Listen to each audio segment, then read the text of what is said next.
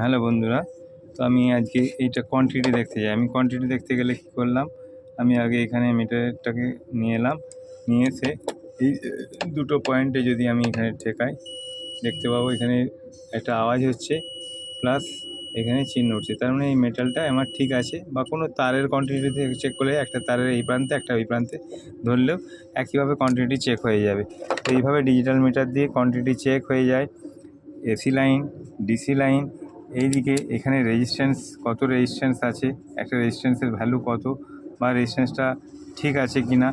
এইভাবে এইখানে 200, 2000, 20, 200K, 2000K, এই 1, 2, 3, 4, 5, 5টা দিয়ে রেজিস্ট্যান্সের ভ্যালুও চেক আপ করা যায়। ঠিক আছে বন্ধুরা, আপাতত এই চ্যানেলটিকে সাবস্ক্রাইব করবেন এবং এতে আপনারা আরও অনেক কিছুই দেখতে পাবেন যে কী কী আছে, বা কী কী শেখার অনেক কিছুই জিনিস আছে, যেগুলো আপনারা সচরাচর না কোনো কিছু না বুঝলেও এখান থেকে আপনি শিখে যেতে পারবেন, বা আপনার নলেজ আসতে পারে যে এই জিনিসটা কোনটা ভালো, কোনটা খারাপ, কোনটা ঠিক আছে, কোনটা ভুল আছে। ওকে, ধন্যবাদ।